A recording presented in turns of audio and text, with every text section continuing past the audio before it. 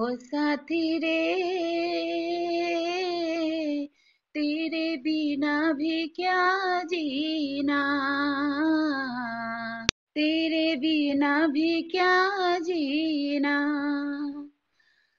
फूलों में गलियों में सपनों की गलियों में, फूलों में गलियों में सपनों की गलियों में तेरे बिना कुछ कहे ना, तेरे बिना भी क्या जीना। ओ साथी रे तेरे बिना भी क्या जीना, तेरे बिना भी क्या जीना। নমস্কার বন্ধুরা, আমাদের রান্নাঘরে তোমাদেরকে স্বাগত। আজকে আমাদের রান্নাঘরের রেসিপি হলো স্ট্রিট স্টাইল চিকেন ফ্রাই। সঙ্গে থেকে দেখে নাও একটি অতি লোভনীয় রেসিপি, ছোট বড় সকলকার ভীষণ প্রিয় একটি রেসিপি। চলো রেসিপি শুরু করা যাক। আজকে তোমাদের স্ট্রিট স্টাইল চিকেন ফ্রাই করে দেখাবো। তার জন্য আমি এখানে 750 গ্রাম চিকেন নিয়ে নিয়েছি। চিকেনটা আমি হাড়যুক্ত নিয়েছি, তোমরা চাইলে সলিড পিসও নিতে পারো। আমার যেহেতু হাড়যুক্ত মাংসটা ভালো লাগে তাই আমি হাড়যুক্ত মাংসই নিয়েছি। যে পিসগুলো একটু বড় বড় আছে সেগুলো ছুরির সাহায্যে হালকা করে একটু চিড়ে চিড়ে দিচ্ছি, যাতে মশলাগুলো খুব সুন্দরভাবে ভেতরে ঢুকে যায়। এই চিকেন ফ্রাইটা খেতে কিন্তু অসাধারণ হয়, ছোট থেকে বড় সকলকার ভীষণ ভালো লাগে। তো আমি আধ ঘন্টা মতন ম্যারিনেট করে রাখবো। তার জন্য এখানে সামান্য লবণ দিয়ে দিলাম, ভিনিগার দিয়ে দিলাম 2 টেবিল চামচ মতন।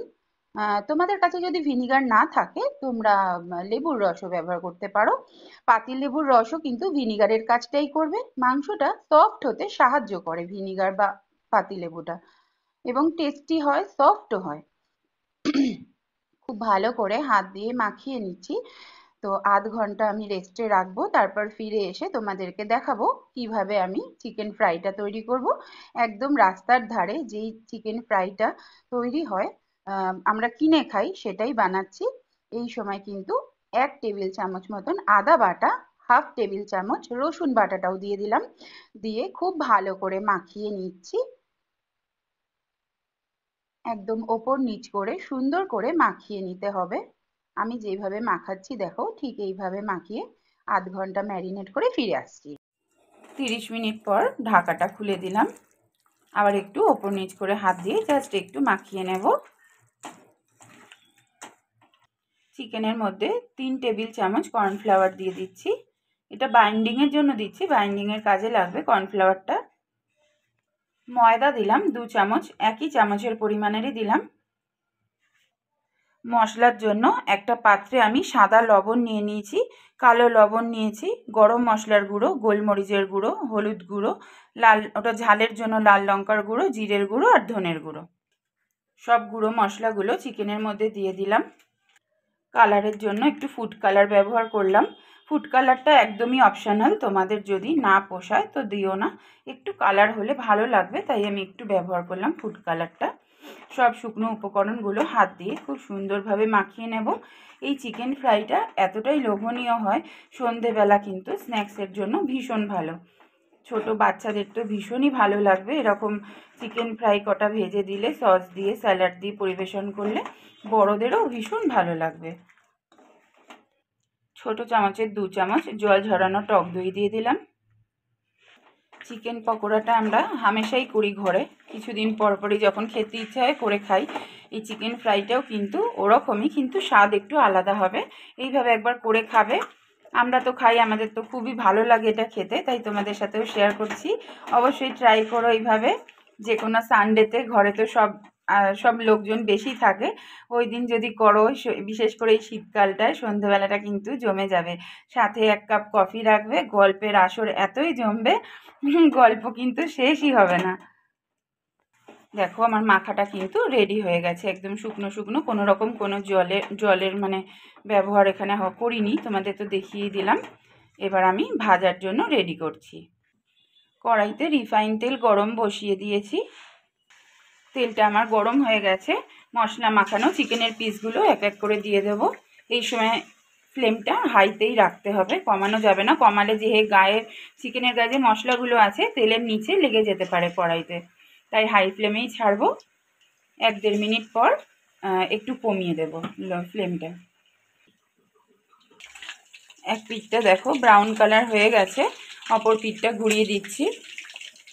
ফ্লেমটা এই সময় না কমানোই ভালো, মিডিয়াম থেকে হাইতে রাখতে হবে।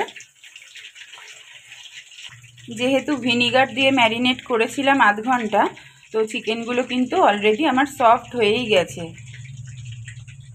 ম্যারিনেট করে রাখলে চিকেন এমনিতেই সফট হয়, আর ভিনিগার দিলে তো আরও হয়, তোমরা সেটা জানো সবাই, তাও বলে দিলাম একবার। এইবার আমি লো টু মিডিয়াম ফ্লেমে করে দেব, দিয়ে আস্তে আস্তে ভাজবো। চিকেনটা সেদ্ধও হবে প্লাস ক্রাঞ্চিও হবে জিনিসটা আমার। এপিট ওপিট করে দেখো ঘুরিয়ে ঘুরিয়ে ভেজে নিয়েছি।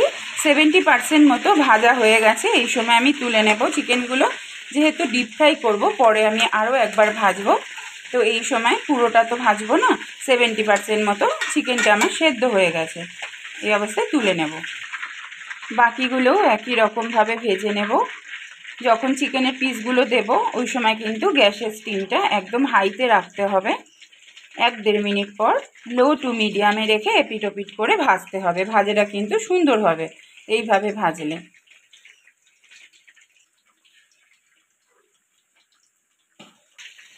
এক পিঠটা হয়ে গেছে, আবার আর এক পিঠ ঘুরিয়ে দিলাম। এগুলোও আমার ভাজা হয়ে গেছে 70% মতন। এই সময় তুলে নেব পিসগুলো। বাকিগুলোও একই রকমভাবে ভেজে নিয়ে ফিরে আসছি। সব কটা ভেজে একটা পাত্রের মধ্যে তুলে নিয়েছি। তেলটা আমি আবার গরম করে নিয়েছি। 15 মিনিট পর ফিরে আসলাম। ঠান্ডা হয়ে গেছিলো আমার চিকেনের ফ্রাইগুলো। ঠান্ডা না হলে ডিপ ফ্রাই করলে কিন্তু ক্রাঞ্চি হবে না। তোমরা চাইলে আধা ঘন্টা ওয়েট করতে পারো। একদম ঠান্ডা হয়ে গেলে তারপরে ডিপ ফ্রাই করলে কিন্তু ক্রাঞ্চি ভাবটা খুব সুন্দর বেশি হয় আর কি। ডিপ ফ্রাই করার সময় গ্যাসের স্টিম হাইতে রাখতে হবে, না হলে কিন্তু ক্রাঞ্চি হবে না। গ্যাস যদি কমিয়ে দিয়ে ডিপ ফ্রাই করো, পিসগুলো কিন্তু ক্রাঞ্চি হবে না, ন্যাতা ন্যাতা মতো হয়ে যাবে।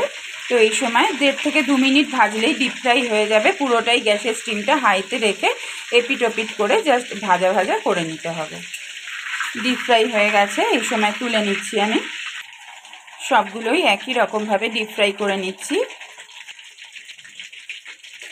2 থেকে 2.5 মিনিট মতো হাই ফ্লেমে ভেজে নিলেই আমার রেডি হয়ে যাচ্ছে ক্রিসপি। এই সময় তুলে নেব। এগুলো ভাজা হয়ে গেছে। চিকেন ফ্রাই রেসিপি আজকে এখানেই শেষ করছি। আশা করি তোমাদের ভালো লেগেছে। যদি ভালো লেগে থাকে অবশ্যই একটা লাইক দিও, ছোট্ট কমেন্টে জানিয়ে যাও কেমন লাগলো। আর যারা নতুন এসেছো আমাদের রান্নাঘরে আমার রেসিপি দেখতে, অবশ্যই সাবস্ক্রাইব করে আমাদের চ্যানেলের পাশে থেকো। সবাই খুব ভালো থেকো, সুস্থ থেকো। আবার একটা নতুন রেসিপির সাথে তোমাদের সঙ্গে দেখা হবে।